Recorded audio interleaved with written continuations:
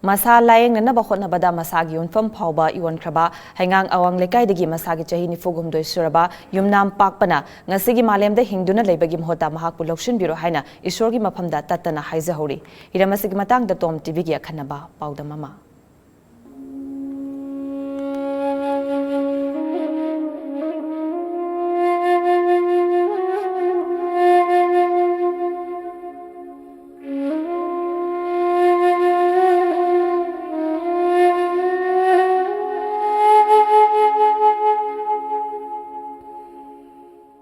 Laingaga Sibulu Chingleba, Chief Minister N. Birengi, Kendra Oiriba, Hangang Esigi Manung Chanba, Hangang Awang Lekaidagi, Masagi Chaini Fumdoi Suraba, Yumnam Papak, Laibak Tiba Mafam Anida Tokiba Taudogna Maram Oiraga, Mimanadraba Mioi Amagumna, Awabakaya Kangduna, Shivangaina Hinghauri.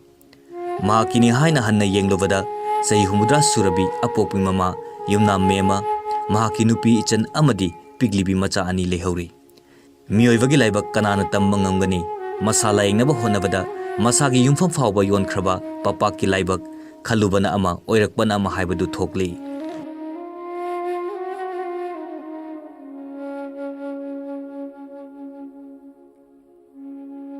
sinfamda chilau thiba leitana afang mathabaksing suduna amadi maroina check chemistry oiduna imung manungi bhar pumba pudun lakhiba papak kumjali singani tara mangada Tata gi leibak hapa chatpada leibak ning khairaktuna makhong krek chatuna sokhi adubu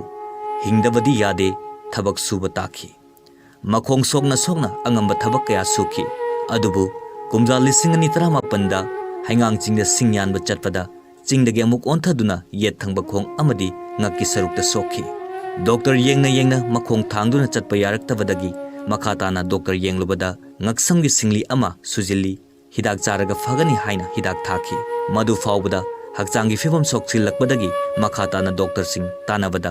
stroke ama yoromba yai haina layeng chatharingai wangangba fawba ngamlakhide mahaktabu farabadi haiduna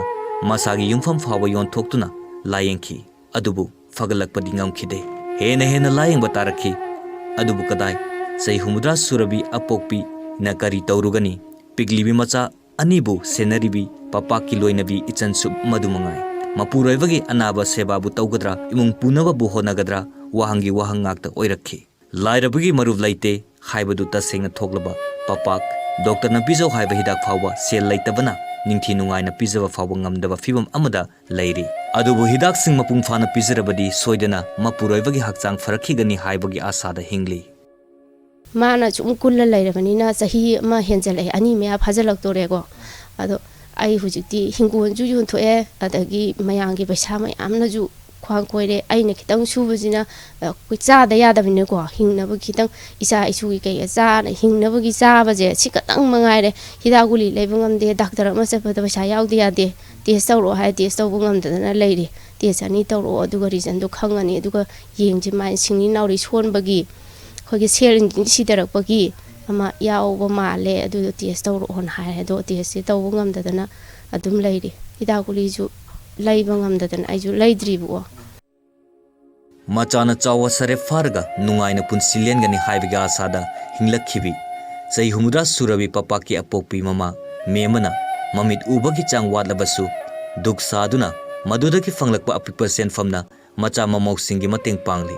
piklaba masu anina tattana bobok achapot chage simata laibiu haina hairakpa wai sing amadi masugi ningaina thauna oiduna punsibu singna hauri Amaromda punsi kong chatta yet thangba pambom oizramba mapuroibana hingba changba anigi langdaida famungda yataduna laikhrabasu mapuroibagi thawai tabu kallabadi haiduna papaki loinabi yumnam ongbi ichan ikai hangoi thadokduna laikai asigi yumsingda chattuna migi fisu ficham tawba amadi migi ingkhol koiba yauduna madudagi fanglakpa senfam kharana imung asigi chakhum mai mutanaba amadi mapuroibagi hidak lainaba hona hauri awabadada masruk oirabi Cara anigi lanfamda maku hurabi ichalna piglibi macha anibu mapung phana mai masing tamhanba ngamdrabasu macha singna mama chak lamle chak jage hairakpa khonjelna maki kokthakta brazil lisingna leptana tarakpa gum thoglibi ichalna makoibu nungsibidrabasu mimanadriba wakhal mapung phadriba macha anibu nungsibiduna makoigi demak kharada oirabasu mateng pangbiu haina khonjel thokna tengthaduna mating nirakli. Ai isana pa atomsina lekai mina nungsidana nga thileeko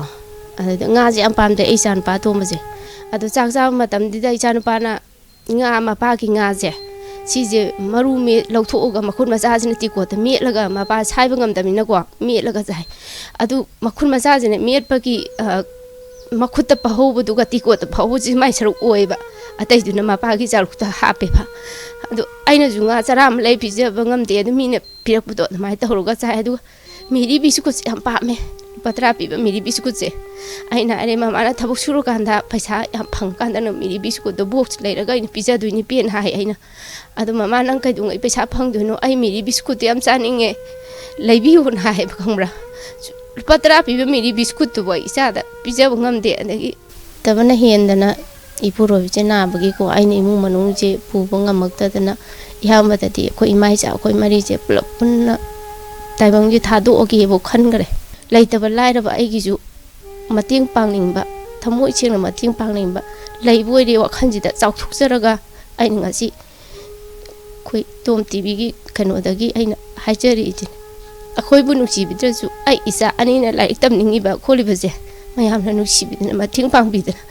isa je mi oinaba tadi mating pangbiusi haijani ngai Papa kamadi ichalgi pikliva machanupi Gibikana babana nadringai matamdadi English school da tamhallamkhi adubu haujikti government school da tamle hauzik online class tawrabasu yawba ngamde aihak honaduna afaba misaka moigani baba sulayangani mamabu nungaina thamgani haibana lengdraba wasak oihauri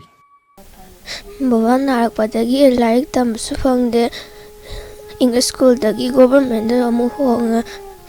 hojina online class yawba su phangde exam ju hora yawba phangde baba na phana mayam honabi ai hengwa chawra chawa mi oni mama hoisu nungai thamga na honagani li di kaswa pamlite baba na bhanbiu tamba ngamdaba miyoibagi mapogni awa nungai loina duna chatlibani adubu awaba haibasi kananasu pamnade adumakpu